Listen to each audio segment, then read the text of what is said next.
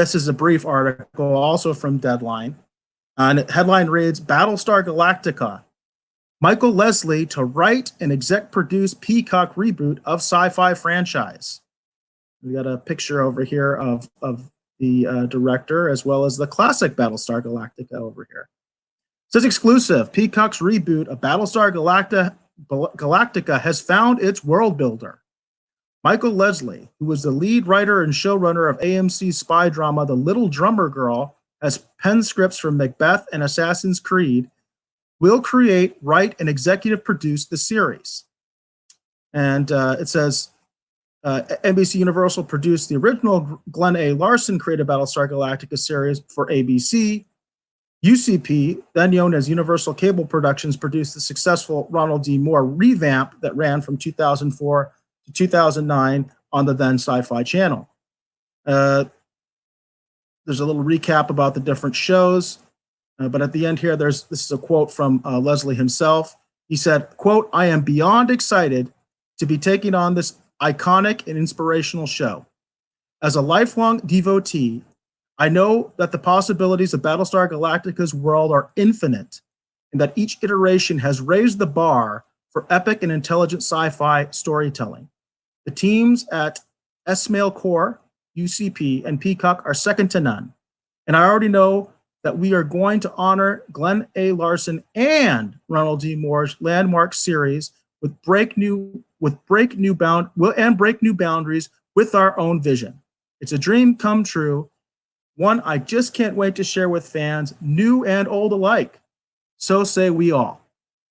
So have you heard about this, Dave, about the announcement that they're going forward with this Battlestar Galactica reboot and the person that's going to be responsible for it? I had heard this. I hadn't delved into it too far, just because there's a lot of conflicting reports about how it's certainly going to be a continuation of Ronald D. Moore, but then some people talk about it as if it's just a straight up reboot. You know, either way, I'm down for more Battlestar Galactica.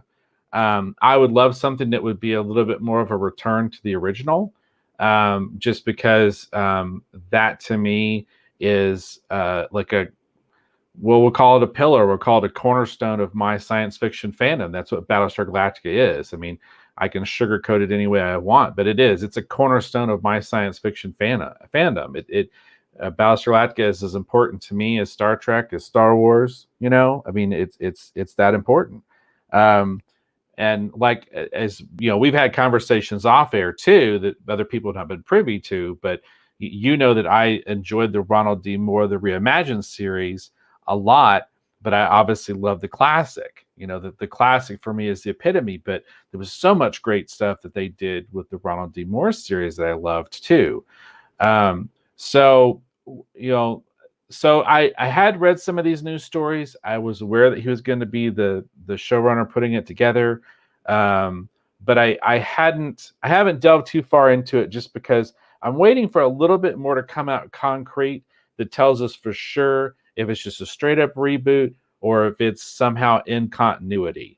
There's obviously, you know, again, you and I again off the air have discussed that there's a lot of room where they could take BSG, the newer version of the series, and you know what I mean, kind of, you know, because they did talk about the idea that it's cyclical, that this has all happened before and will happen again. So there's room there to reimagine that and still keep it, you know what I mean, kind of in continuity. So I don't know. We'll have to see what they do. Yeah, there's definitely room. You're absolutely correct as far as Ronald D. Moore's version. I hope they don't go that direction. I actually hope that this is like a real kind of a reimagining, if you will, that they kind of incorporate elements of both without really trying to do the continuity. I don't see how they could do the continuity with the original series, for instance, because so many of the original actors are dead, unfortunately. But I would love to still see members of both casts that are still alive from the original cast and also from Ron D. Moore's versions come into it, maybe even playing characters that are similar to the characters they played in their own shows. Like it would be awesome to see like Dirk Benedict back, is doing something in Battlestar Galactica. I would just love to see that. And then also, it would be nice to see Edward James Olmos at the same time. But I actually don't. This is one of the times that I think going with continuity would be a bad idea. And the thing that I'm hopeful about is that what Leslie's saying is that he's going to be respectful to both visions. And therefore, I think he has to do something a little different rather than, because if he went with the Ronald D. Moore, for instance, if he did continuity with Ronald D. Moore, that's kind of shoving the Glenn Larson version to the curb, in my opinion. So I would rather kind of see him do his own version that somehow appeals to both. And ultimately, it's that dream gig, right? You try to shore up the original fans, you try to shore up the new fans, and then you try to get brand new fans. You know what I mean? So you try to get something that really does appeal to everyone. And it sounds like it's impossible, but it's not. You don't have to have polarizing entertainment that just appeals to one branch or the other. And James has a great pitch. He says, "Is Kit the Earth's first Cylon?" There you go. Let's do that. We'll just have it as Kit the car. It's the first Cylon, and we'll do it in that continuity. That's brilliant. See, that's brilliant right there. But see, then it gets confusing. It's like, which Kit are we talking about? Are we we talking about the original Kit?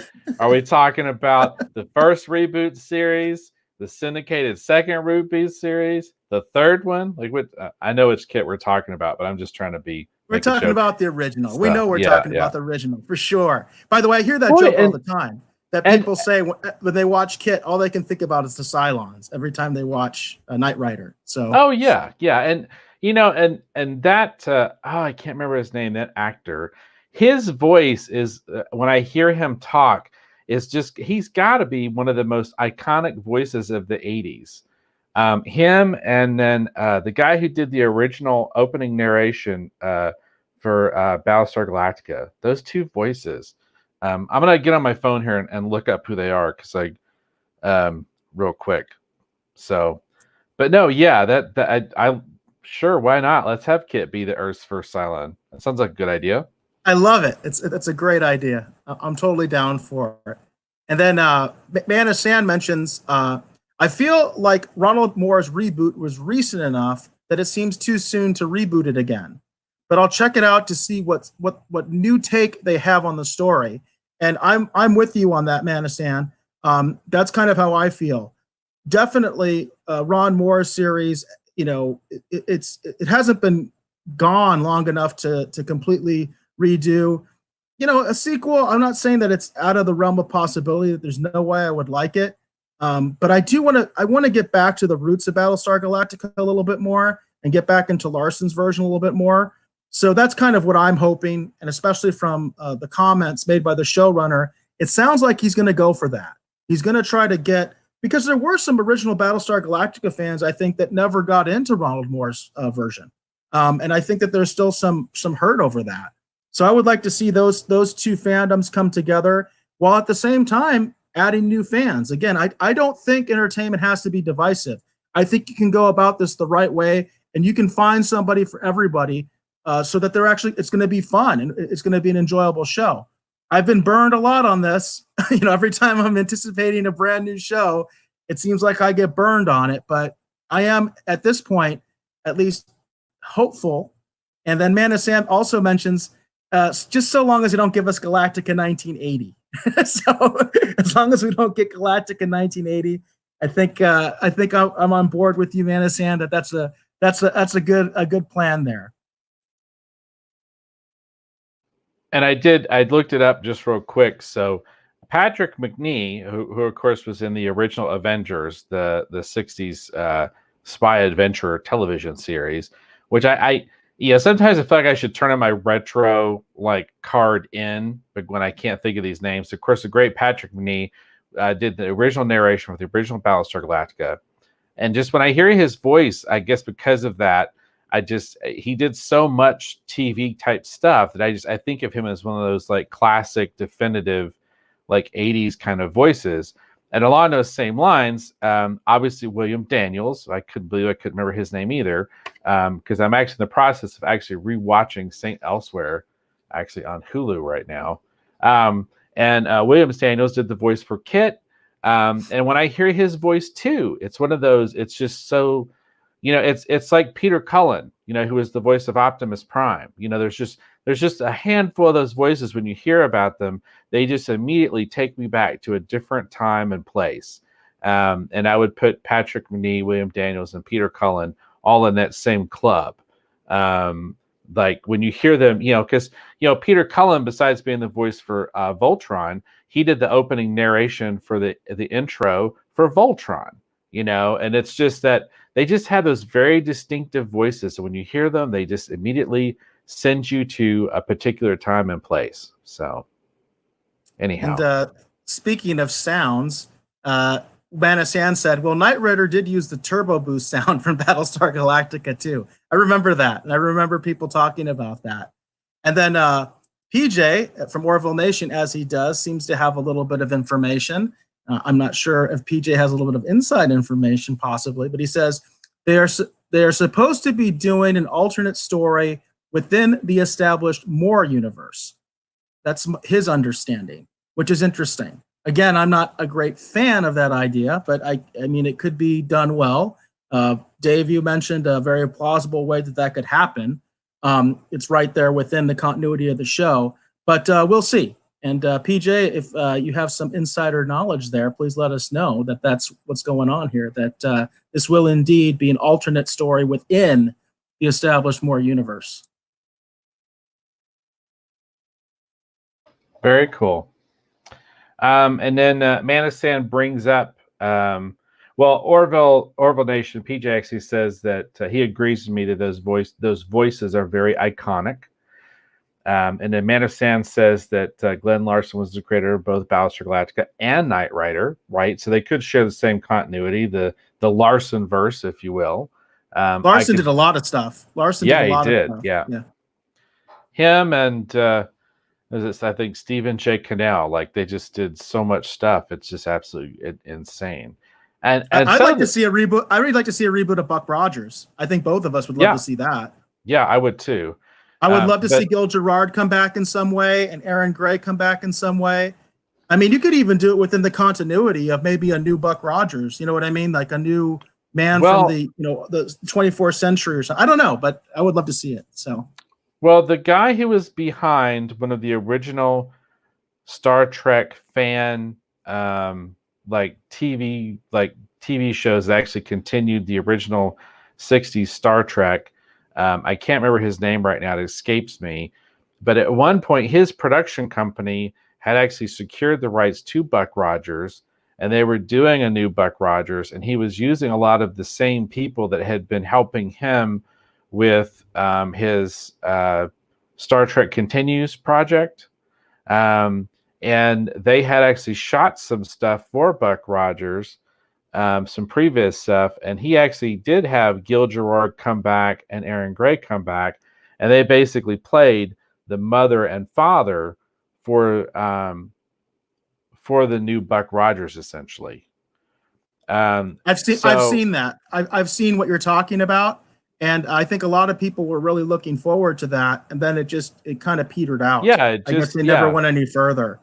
And it was supposed to go back, I think, to the original version of Buck Rogers, like the way Buck Rogers, like it was supposed to be very, very retro, in that it was, back when when Buck Rogers was actually introduced in that era, that time era. Exactly. Yeah. And PJ agrees. He says, "Oh, dude, how great would Buck Rogers be?" Absolutely. Buck Rogers would be awesome to see back. Yeah, I would love to see them bring Buck Rogers back for sure. So, yeah. But done well. As he says. That's important too. I agree with you there, PJ. We've been burned too many times not to have that caveat. It has to be done well. Right. That goes for Battlestar Galactica as well. Absolutely. I mean, if Leslie falls flat on his face, you're going to hear it here very soon as that show comes out, so we'll see. Well, and we'll see. And like, for example, like I enjoy Blood and Chrome, so there, and that was to me, Blood and Chrome reminded me of sort of the Ronald D. Moore version of like the Gun on Ice Planet Zero, you know what I mean? Reimagined obviously pretty heavily, but that kind of idea. So Battlestar Galactica is such great source material when you look at it from the standpoint of, the original inspiration, the chariots of the gods kind of idea, whether you want to look at the original series, whether you want to look at all the fun stuff they did connecting it to ancient civilizations, there's so much there that can be done. And then you turn around and you look at what the Ronald D. Moore series did in terms of paralleling, real world concerns and things that were going on, and bringing in sort of the drama and the tone, the way that they did it. I mean, there's all kinds of amazing things they could do with Battlestar Galactica, because that, every one of the Battlestar Galactica series always seems to kind of end under like questionable circumstances. The original was canceled just because of cost. Is my original understanding. I don't know how much ratings played into that, but I know cost played a huge role in that, because when they brought out 1980, you could tell that they'd stripped 1980's budget to the bare bone. And then you turn That's around. kind of funny. That's kind of funny to say, because the original Battlestar Galactica recycled a lot of footage. Well, Yeah. Battlestar Galactica 1980 really recycled a lot of footage. Yeah, that was almost all it was. And there's a couple episodes of 1980 I like, but the majority of it's not very good. We've pointed out, though, I think we pointed this out privately. I don't think we talked about it on the air, but it is important to remember Ronald D. Moore did not come up with the idea of human Cylons. Human Cylons comes from Galactica 1980. Exactly. Yeah. Important to remember, folks. Yeah. Important to remember. But there's, again, the newer series. I mean, I'm not. It always seems like they want to say it's ratings, but I sometimes I don't know if it's ratings necessarily. I just feel like they get to a certain point where they're like, why are we still spending all this money on this sci-fi show? I feel like that's the reason shows end really quickly. It's not because it doesn't have great ratings sometimes, because the audience is still there. The core audience is there. I don't know. This is a long-winded conversation for another night, because I'm beginning to wax poetic. Well, cool.